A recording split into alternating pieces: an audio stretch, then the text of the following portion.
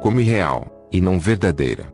E, conforme todas as escolas de pensamento, o universo está sob esta lei. No ponto absoluto de vista, nada há de real, a não ser o todo, que não pode ser realmente explicado.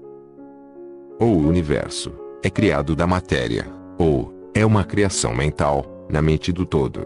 Ele é insubstancial, não duradouro, uma coisa de tempo, espaço e mobilidade. É necessário compreender cabalmente isto, antes de passar a examinar as concepções herméticas sobre a natureza mental do universo. Examinai cada uma das outras concepções, e vereis que elas não são verdadeiras. Mas o ponto de vista absoluto mostra um só lado do panorama. O outro lado é o relativo. A verdade absoluta foi definida como sendo as coisas, como a mente de Deus as conhece, ao passo que a verdade relativa são as coisas, como a mais elevada razão do homem as compreende. Assim, ao passo que, para o todo o universo, é irreal e ilusório, um simples sonho, ou resultado de meditação. Para as mentes finitas, que fazem parte deste mesmo universo, e o observam, através das suas faculdades, ele é verdadeiramente real, e assim, deve ser considerado. Ao reconhecer o ponto de vista absoluto, não devemos cometer o erro de negar ou ignorar os fatos e fenômenos do universo, do modo como estes se apresentam às nossas faculdades. Lembremos que não somos o todo. Para dar um exemplo familiar, todos reconhecemos que a matéria existe para os nossos sentidos, e estaríamos errados, a mente finita, se o não reconhecêssemos. Mas, sempre, a nossa mente finita compreende a afirmação científica, que, falando cientificamente, não há nada mais que a matéria. Aquilo que chamamos matéria é considerado como sendo, simplesmente, uma agregação de átomos, os quais são um grupo de unidades de forças, chamadas elétrons, ou íons, que estão em constante vibração e movimento circular. Batemos numa pedra e sentimos o baque. Parece ser uma coisa real, mas é, simplesmente, o que dissemos acima. Mas, lembramo-nos que o nosso pé, que sente o baque, também é matéria, e portanto, é constituído de elétrons, porque esta matéria também é nosso cérebro. E, para melhor dizer, se não fosse por causa da nossa mente, absolutamente, não poderíamos reconhecer o pé ou a pedra. Assim, o ideal do artista, ou escultor, que ele tanto esforça para reproduzir na tela, ou no mármore, parece verdadeiramente real para ele. Assim, se produzem os caracteres na mente do autor, ou dramaturgo, o qual procura expressá-los, de modo que os outros os possam reconhecer. E se isto é verdade, no caso da nossa mente finita, qual não será o grau de realidade nas imagens mentais criadas na mente do infinito? Para os mortais, este universo de mentalidade é verdadeiramente real. É o único que sempre podemos conhecer, ainda que subamos de planos a planos cada vez mais elevados. Para conhecê-lo de outro modo, pela experiência atual, teríamos de ser o todo mesmo. É verdade que, quanto mais alto nos elevamos na escada, alcançamos as proximidades da mente do Pai, as coisas mais visíveis tornam a natureza ilusória das coisas finitas, mas antes que o todo nos retire em si, a visão atual não desaparece. Assim, não devemos viver acima das formas da ilusão. Desde que reconhecemos a natureza real do universo, procuremos compreender as suas leis mentais, e nos esforcemos em empregá-las, para obtermos melhor resultado no nosso progresso, através da vida, ao caminharmos de um plano a outro plano de existência. As leis do universo não são as pequenas leis férreas, por causa da sua natureza mental. Tudo exceto o todo, é limitado por elas. Aquilo que está na mente infinita do todo é real, em grau relativo, a esta mesma realidade, que é revestida na natureza do todo. Não fiquemos, pois, incertos e atemorizados.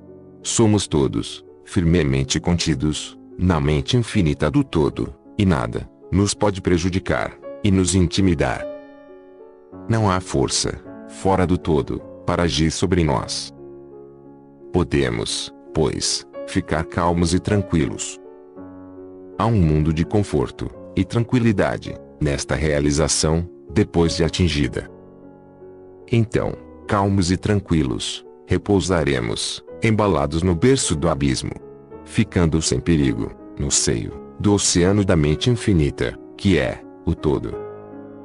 No todo, moveremos, viveremos, e teremos nossa existência.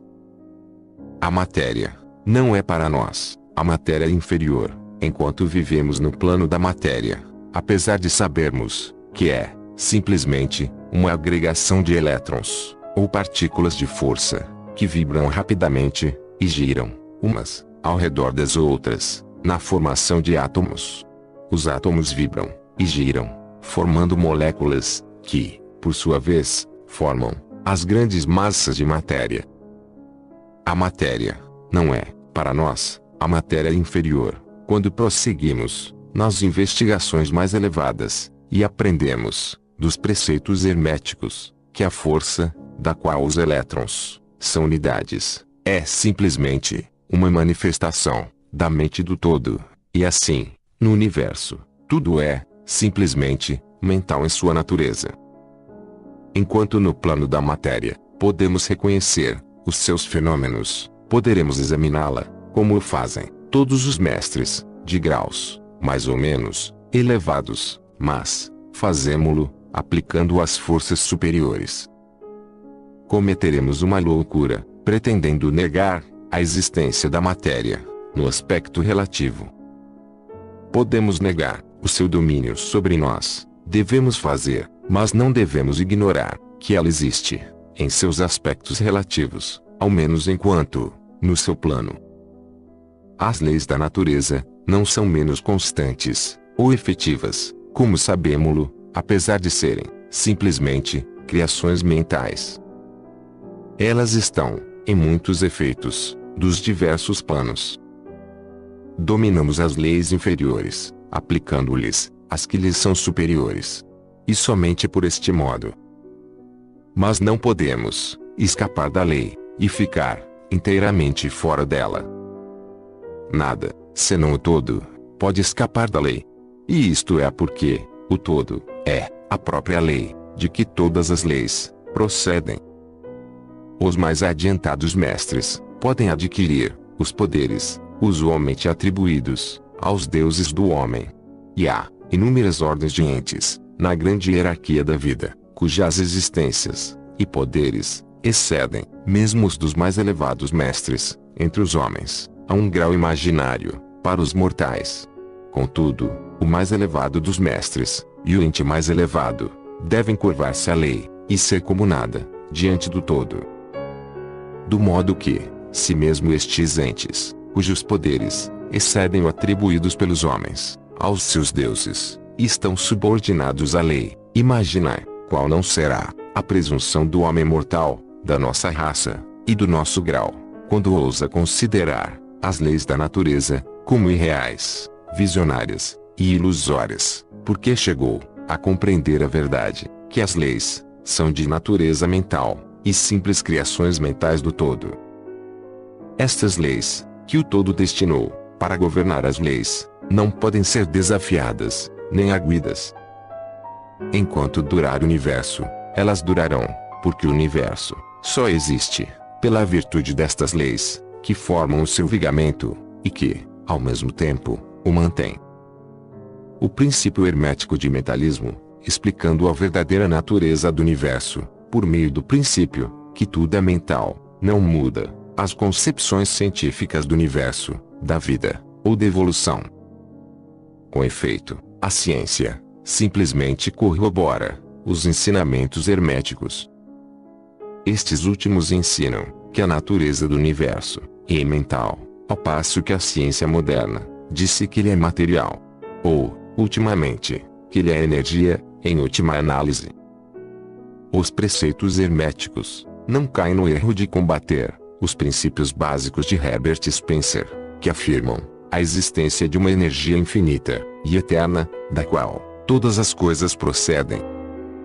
Com efeito, os hermetistas reconhecem na filosofia de Spencer a mais elevada exposição das operações das leis naturais que foram promulgadas até agora, e eles creem que Spencer foi uma reencarnação de um antigo filósofo que viveu no Egito milhares de anos antes, e que por último se tinha encarnado como Heráclito, filósofo grego, que viveu em 500 a.C. E eles consideram esta ideia da energia infinita e eterna como partindo diretamente da linha dos preceitos herméticos, sempre com o acréscimo da sua própria doutrina, que esta energia, de Spencer, é a energia da mente do todo. Com a chave mestra da filosofia hermética, o estudante poderá abrir várias portas das mais elevadas concepções filosóficas do grande filósofo inglês, cuja obra manifesta os resultados da preparação das suas encarnações precedentes. A sua doutrina a respeito da evolução e do ritmo está na mais perfeita concordância com os preceitos herméticos sobre o princípio do ritmo. Assim, o estudante do hermetismo não deve desprezar quaisquer destes pontos de vista científicos a respeito do universo. Todos devem ser interrogados para se concluir e compreender o princípio oculto, que o todo é mente. O universo é mental e criado na mente do todo. Eles creem que os outros 6 dos 7 princípios se adaptarão a esta doutrina científica e servirão para esclarecê-la. Não há que admirar ao encontrarmos a influência do pensamento hermetista nos primitivos filósofos da Grécia, em cujas ideias fundamentais se baseiam, em grande parte, as teorias da ciência moderna. A aceitação do primeiro princípio hermético, o de mentalismo, é o único grande ponto de diferença entre a ciência moderna e os estudantes hermetistas, mas a ciência se dirige gradualmente para o lado dos hermetistas, nas suas apalpadelas, no meio da escuridão, para encontrar um caminho de saída do labirinto em que vaga, nas suas pesquisas pela realidade. O fim desta lição é gravar na mente dos nossos estudantes a verdade que, para todos os intentos e propósitos, o universo e suas leis, seus fenômenos, são justamente reais, que mesmo o homem está incluído nelas, de modo que poderiam estar sob a hipótese de materialismo ou energismo. Sob qualquer hipótese, o universo, no seu aspecto exterior, é mutável e transitório. E por isso, sem substancialidade e realidade. Mas, notai, o outro polo da verdade, sob qualquer das mesmas hipóteses, somos compelidos a agir e viver como se as coisas transitórias fossem reais e substanciais. Há sempre esta diferença entre as diversas hipóteses, que sob os velhos pontos de vista, o poder mental era ignorado como força natural, ao passo que sob o mentalismo, ele se torna uma grande força natural. Esta diferença revoluciona a vida daqueles que compreendem este princípio, as leis que dele resultam e as suas práticas. De modo que todos os estudantes devem compreender as vantagens do mentalismo e aprender a conhecer, usar e aplicar as leis que dele resultam. Mas não devem cair na tentação que, como diz o Caibalion, domina os falsos sábios e os deixa hipnotizados pela aparente irrealidade das coisas, tendo como consequência eles andarem para trás, como desvairados, vivendo num mundo de sonhos, ignorando o trabalho e a vida do homem, sendo seu fim quebrarem-se contra as rochas e se despedaçarem pelos elementos, por causa da sua loucura. Em primeiro lugar, vem o exemplo do sábio, que a mesma autoridade estabelece do modo seguinte: ele emprega a lei contra as leis, o superior, contra o inferior, e pela arte da alquimia, transmuta o que é desagradável, no que é agradável, e deste modo triunfa. Seguindo a autoridade, combatamos também a falsa sabedoria, que é uma loucura, que ignora a verdade. O domínio não consiste em visões e sonhos anormais, em vida e imaginações fantásticas, mas sim no emprego das forças superiores contra as inferiores, escapando assim das penas dos planos inferiores, pela vibração nos superiores. Lembrai-vos, sempre, estudantes, que a transmutação não é uma presunçosa denegação, mas sim a arma ofensiva do mestre. As citações acima são do Kybalion e são dignas de serem conservadas na memória do estudante. Nós não vivemos num mundo de sonhos, mas sim num universo que, enquanto relativo, é real, tanto quanto as nossas vidas e ações são interessadas.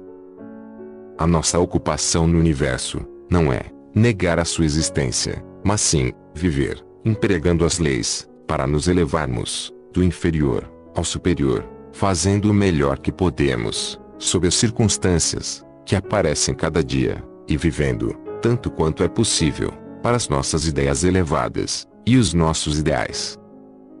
O verdadeiro fim da vida não é conhecido pelo homem, neste plano. As maiores autoridades e a nossa própria intuição dizem-nos que não cometeríamos erro, vivendo do modo melhor que pudermos, e segundo a tendência universal, no mesmo ponto, apesar das aparentes evidências, em contrário. Todos estamos no caminho, e a estrada conduz sempre para cima, deixando muitos lugares atrás. Lede a mensagem do Kybalion, e segui o exemplo do sábio, fugindo do erro, do falso sábio, que perece por causa da sua loucura. Capítulo 7. O todo, em tudo. Enquanto tudo está no todo, é também verdade que o todo está em tudo. Aquele que compreende realmente esta verdade alcançou o grande conhecimento. Quantas vezes a maioria das pessoas ouviram repetir a declaração que a sua divindade, chamada por muitos nomes, era todo, em tudo. E quão pouco suspeitaram elas da verdade oculta, encoberta por estas palavras, tão descuidadamente pronunciadas. A expressão, comumente usada, é uma sobrevivência da antiga máxima hermética, acima citada. Como diz o Kybalion, aquele que compreende realmente esta verdade alcançou o grande conhecimento. E, sendo assim, permitimos examinar esta verdade, cujo conhecimento tanto significa. Nesta exposição da verdade, essa máxima hermética, está encoberta uma das maiores verdades filosóficas, científicas e religiosas. Nós vos explicamos o preceito hermético a respeito da natureza mental do universo, a verdade